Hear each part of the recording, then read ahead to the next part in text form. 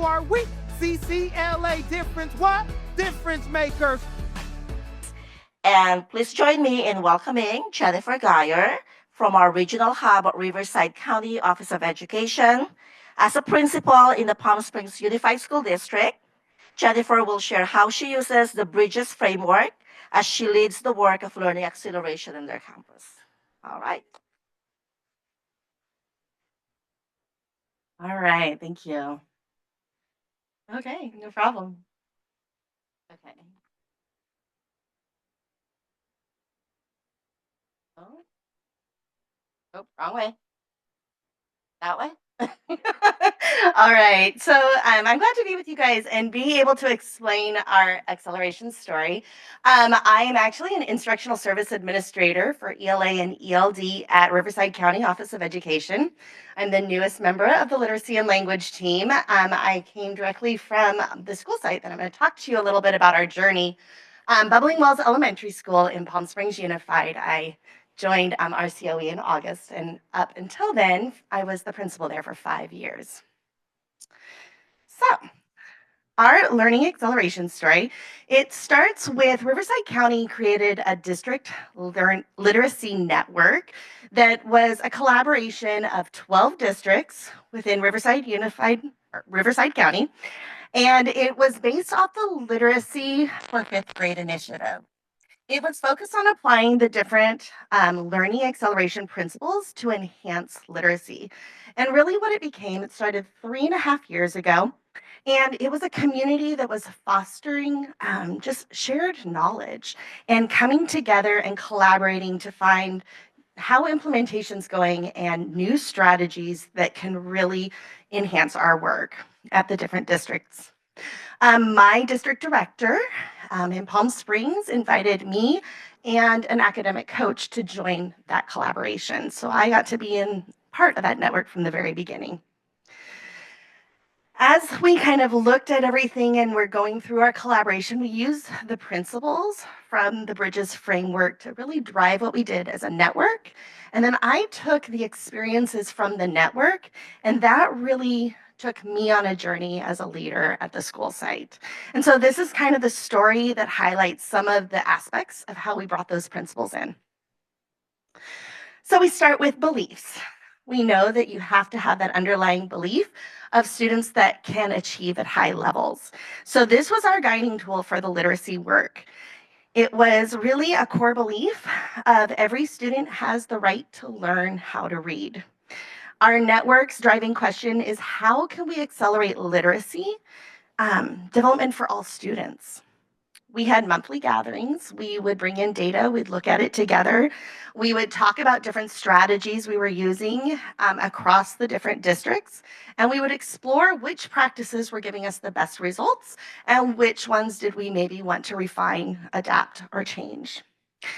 Really, through this time in the network, it was about developing a shared belief, really about that importance of having every student being able to learn how to read. Those rich discussions, the innovative ideas, and the evidence-based strategies we discussed really inspired me as a leader to take that information back and bring it to my literacy team at the school site, as well as to help create a literacy team at the district level. Our relationships were the next thing that we focused on because we know to have effective collaboration, it's built on a foundation of trust, shared learning, and just an open communication. Because we're not going to get anywhere together if we don't have those three things. So as we were creating a safe space amongst the different districts, it was about looking at innovation and refinement of our systems. At my site, we also needed to recognize the importance of relationships as being the foundation for learning. We know that students learn best from teachers they trust and feel safe with. Adult learners do as well. So that was a big piece, and a lot of our focus was taking it and creating a culture that was safe in order to take risks and to promote learning for our teachers, our students, our families, everybody within the school community.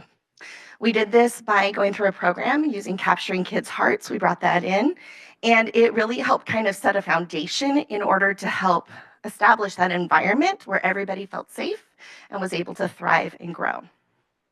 We worked on relationships through that program and through the work that we did as a team, teacher to teacher relationships, teacher to student, as well as student to student. And that helped also address some of the behavior concerns we were experiencing as well. And then we focus on instruction with an emphasis on evidence-based practices. So we know that we need to provide students access to that priority content and essential knowledges in order to strengthen those literacy skills. So as you can see, kind of these were some of the focus areas for the network. We brought that in, and as I said, I created a literacy team at my school. We called ourselves the Literacy Champions. And we really dug in, did some root cause analysis to identify the different areas of growth for our students and within our system at the school. We were also doing this work at a district level. And what we found was there really was a need for more phonemic awareness and phonics in order to help meet some student needs. So we really prioritized our professional learning and our coaching at the time to be around that. So for instruction, there really was an alignment over the last 3 years of this work, aligning between what I was learning at the network, bringing it back and bringing it to my literacy team at the school site. And then, of course, we based everything off data. Data was our driving factor in everything we did within our systems. Educators in our district literacy network were guided through different strategies to gather and analyze assessment evidence effectively. It really went from looking more at the quantitative data to really including more of a qualitative data as well, that's street data. We started doing more empathy interviews. We were looking at fostering deep connections with students and looking at the different trend data between both of those. Of course, I took that from the network and I brought that back to my site. We already had a system of a 2-1-2 schedule where every week PLC was a priority for 2 hours for every grade level. We expanded that to go beyond certificated and grade levels being in PLC, but I had classified PLCs. We took all of our teams to a PLC model. We focused on really going beyond the numbers and the percentages and really focusing on understanding our individual student needs. Students, as in their names, were discussed, not the numbers of what was happening. During this time, we really noticed with phonemic awareness, our curriculum was not providing us the tools we needed. So we piloted a supplemental program with Hegarty and took that information, took the data, showed the results we were getting. Later, the district was able to actually adopt that as well because it was solving an area of need for all of us. And really focusing our coaching. Our coaching with professional development was based off that data analysis. What we were seeing the students needing in the different classes and the different grades drove what we were doing as a coaching model. And with coaching, it wasn't just my academic coach, which I was privileged to have a full-time academic coach. My coaching team really became a collective, collaborative effort. And again, it was all based off the data. Administrators took on a coaching role. Our coach, our reading specialist, my leadership team turned into a growing leaders team, and then taking them into their grade levels and their teammates, really empowering everybody to take the lead on this. And growth through feedback. That was the next step. Because when you're taking a coaching model, you're looking at where you are and you're moving yourselves forward and starting from your assets, right? Your strengths. It's really that strengths-based approach. In order to do that, we had to kind of overcome some of the barriers that everybody had for what feedback looked like. It wasn't a have or hasn't. It's really about that growth mindset and creating a safe environment for trying new practices. And that was what was key in our work, not only at the site, but also at the network, right? We were no longer just saying what we thought we needed to say to kind of put up that face of what we wanted to present. We were having some of the hard conversations. That's when we started to realize we were arriving as a network and as a team, and we were starting to get some good results for our students. As part of creating a safe space, right? A place where you can grow without fear of failure, right? That it's okay to have failures because it's an opportunity to grow. That mind shift change, it had to go hand in hand with celebrating successes. We needed to make sure that we were recognizing both small and big wins, not just for our students, but also for the adults that we were working with, right? Our coaches that were stepping out as leaders, our reading specialist who was owning the expertise that she was bringing to that area, our paraprofessionals who were attending training and also then becoming leaders of instruction. Really, we took that idea of success breeds success. And that's really the approach we took towards feedback. For efficacy, you can kind of hear it as I'm talking about the different things that we did to bring it around, but it was really about leading a shift to evidence-based literacy instruction, focusing on research. This was really kind of at that beginning where a lot of us hadn't even heard of what science of reading was and what the research body behind that was, and really starting to actually bring conversations up, not just about this body of research, science of reading, but all bodies of research on how do we take this so that we have the highest effect size for our students. It was really about creating a culture that respected the academic risk taking, and it was really about encouraging growth for students and adults. As the leader, I had to be the lead learner. That required me to be vulnerable. It required me to accept the things that I knew and the things that I didn't know, and really have open conversations, which is why I was bringing it back to the research. That, again, had been modeled for me in the district literacy network. When you're with, um, I was with assistant superintendents and directors and coordinators and everybody else within all the different districts, and getting to see that vulnerability and openness and conversation really empowered me to bring it back to my site to do the same. And then, of course, systems. We did follow an MTSS model. We were really looking at systems at the different district levels as part of our collaboration. That was one of the reasons why my director invited a coach and a site administrator to come around. We built our district literacy team. We did the ALF because we were going through letters research where we actually took that framework and kind of figured out where do we want to focus on the systems, which cogs were going to move us as a district. I was doing that same work at the school site. I created that literacy team that became my literacy champions. It really followed a high impact tutoring model. I had a reading specialist, I had an academic coach who was part of it, and then we brought in our 3 paraprofessionals and provided them professional development and growth. If my teachers went to a conference, my paraprofessionals went to the conference as well. I had volunteers that were starting to come in last year, and they also were being a part of developing their abilities to help students with literacy. We also had an attendance team, right? Because if the students aren't there, they're not going to learn, right? And then we also established a tiered SEL team. After the pandemic, we had a lot of needs. We needed to address those needs. So a school counselor wasn't going to cut it.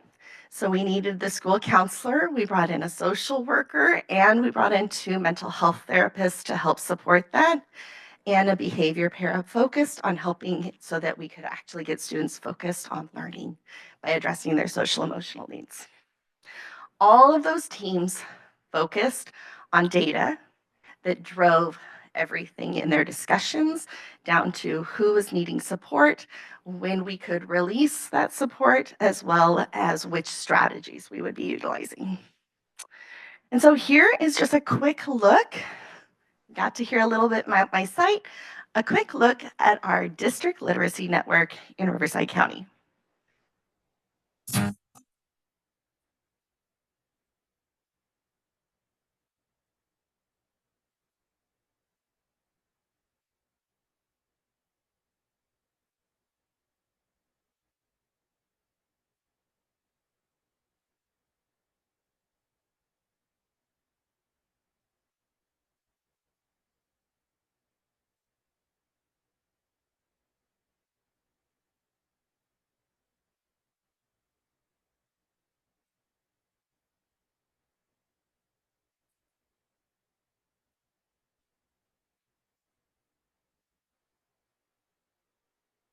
As you can see, there was a lot of photos from school sites because after we started meeting as a committee, we wanted to get out and see the work.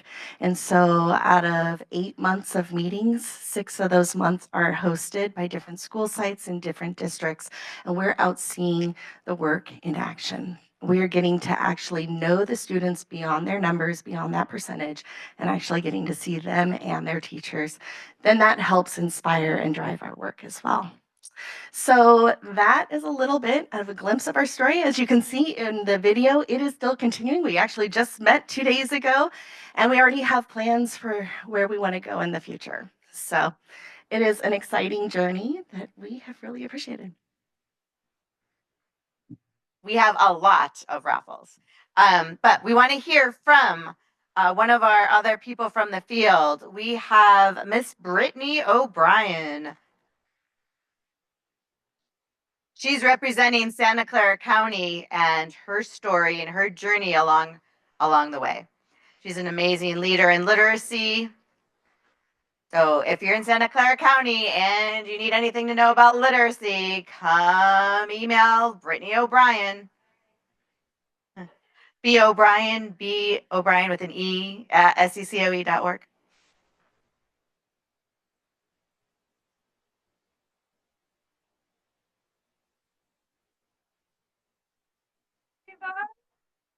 Hi, friends. How are you guys feeling? Yay, it's Friday, long weekend. So my name is Brittany O'Brien, and I am a literacy coordinator here.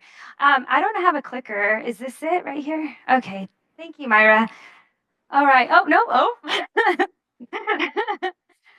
So I've titled this ABCs of Learning Acceleration, and I promise you I will not be going through all the alphabet with you guys today. But this is an interesting connection to me in my life. I love my kitty Bugs in the middle. She is my everything. And then on the right, you'll see my twin sister, Brooke. Does she look like me? Yeah, she's my favorite. So she's also an assistant principal at Hatch Elementary in the community that we live. She's like a little mayor. She like goes around, everyone knows her, and then they think it's me, and it's not. And I'm like, oh, I have to explain that that's my twin. And her husband, fun fact, right there in the right, he's a twin. Okay, so and I'm not married to the other twin. Okay, so there's a lot of twins going on. My sister and I, we started our educational journey teaching in the Mississippi Delta in the rural South. Our kids are all graduated. We taught them in elementary school. Some of them have kids. It's kind of weird. And then we came to Santa Clara. We founded Rocket Ship Spark Academy, and we stayed there for a while. And then we went into regular public schools in the county. We both became TOSAs, and now we're kind of like educational leaders. However, we kind of miss the kids, and we kind of feel like have a little bit of imposter syndrome happening. And let's go back this way. I'm going to start with the acceleration story, but I have to acknowledge our team. We all have stories which brought us into this grant. We can all share why learning acceleration is important to us. Each and every one of the presenters here today really has a heart for this work. And so can we just give them a round of applause? Yay! Yeah. We really care about learning acceleration. And early on, we're like, how do we even break it down? What is learning acceleration? Does it mean to go fast? What are the components? And then we realize it's kind of like everything, right? It's just really good teaching practices. But what I love about learning acceleration is it starts with relationships. And I know we've all said or heard someone talk about belonging in one of our sessions. Raise your hand if belonging came up in your section. Yeah. Relationships, building relationships. Yeah. And I love that. That really speaks to me before we can even get into the content. And then we have to identify where students are in their learning. So what do they know? What are their assets? And from there, then we go into like the culturally sustaining pedagogy and the universal design for learning and social emotional learning. And we braid in these components to get them to grade level. And that's kind of like the flow, if you will. But I'm going to share a story here. Let's go this way. What if you had a student that had a report card like this? What if you had a student who was told in 9th grade that they would not be able to graduate and that they would have to stay until their junior year forced to go to alternative ed, and then go from alternative ed to alternative ed because they couldn't function in the first alternative ed, so they had to go to another alternative ed. What would you think of the student? What would you think of the teachers? Or what would you think of the schools? Anyone want to share?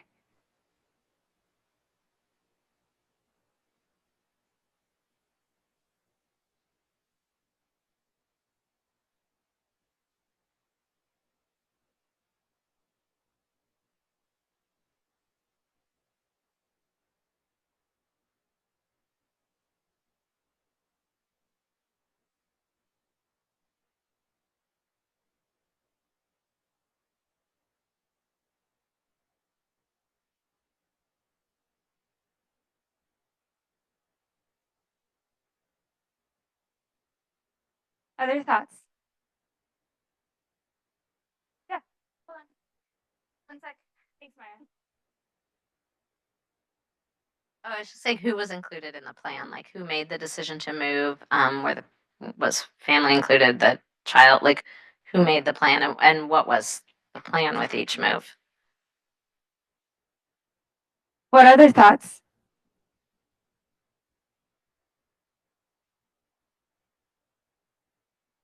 Getting my steps in. Myra, I'm jealous. I was just thinking, yay for athletics. When I see this, like I immediately feel worried, right? And I think, what can I do and what can I build on? And athletics seems to be this area that I might be able to look for an asset there and something to work with and get to know that student. Thank you. Well, what if I told you that this was me? And I can guarantee you that not all my teachers thought I was a failure. There's a lot of backstory behind that, and we're not going to go there. we're going to keep it PG. I want to start by thanking Miss Nieto. This was my 7th grade science teacher, and she kind of employed UDL strategies before we even had fancy names for all these strategies. We would like be breeding real hamsters and like predicting their genes based on Mendel's p-squares in like 7th grade, and we would like check our predictions. I remember taking a test, and she goes, okay, I turned it in, and she goes, Brittany, come here. And I go, okay, come. She's like, can you just explain what this process of photosynthesis is? And I would. And she goes, I knew you knew it. She was one of the first teachers that just didn't fail me because I wasn't doing my homework. She believed in me. I had her for 8th grade too. And then later I became a science teacher, and I really want to thank her, and that's why I'm recording right now. I want to thank her for being, just a great teacher. And it wasn't just me she believed in. She believed in so many of the other students in our class. So thank you, Miss Nieto, and I'll send you the video. But she really had that belief, and we talk about that in all our presentations, that belief really matters, but it kind of does, when it comes down to it. So by the time I did get into high school, as you saw, I did have a C in cross country. How do you get a C in cross country? I don't even know how that's possible. Like, now that I'm thinking about it, I'm like, wait, what? And I'm pretty athletic. So I went to one alternative high, didn't make it through, went to another one, and I got to Mr. Lamar's art class, and he goes, so you need you need a lot of credits to graduate. So what are you going to do to earn 10 credits in the next month and a half to get graduated? I was like, I don't know. Like, I want to create a children's book. And not only do I want to create a children's book, I want to create an alphabet book, and I want to teach kids how to read. And little did I know, reading my story again, like now as an adult, what I was really trying to say. So here is my book. One day, A walked into B to see what C was doing. I realized that it was about being friends, being inclusive. I'm not going to go to the next 2 letters, but. And then everybody except E was meeting for lunch at F's house. E couldn't go, so they felt bad for E. They walked all the way to his edible house. I didn't read that right. Knock, knock, he opened the door to his friends.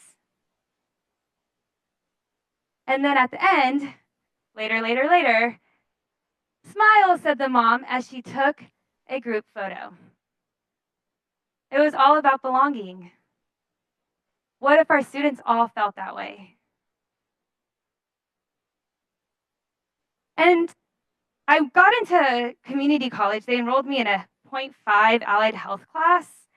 And I remember my sister and I both, we had remedial skills. We got like placed in a fifth grade math level, fifth grade reading level. We had to relearn like how to put a compound sentence together, how to divide fractions, basic mathematics.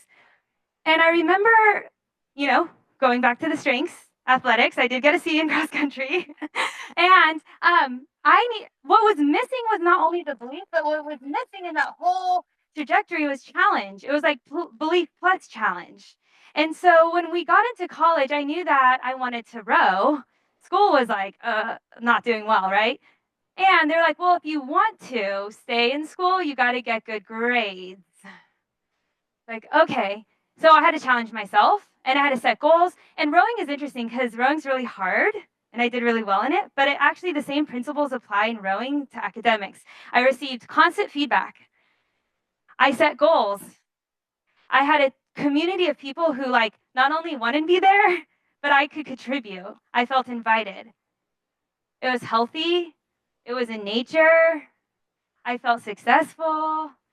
And then because of that, I was like, okay, I'm going to go ask for feedback from my teacher. I'm going to ask, what can I do next? I'm going to see what I can do to pass the class. And those skills were transferable. And so when I think about my story in learning acceleration, I'm like, wow, like I had to kind of do that later on in life. So what if we could just do that a little bit earlier for our students? And what progress can we make? And it does make a difference.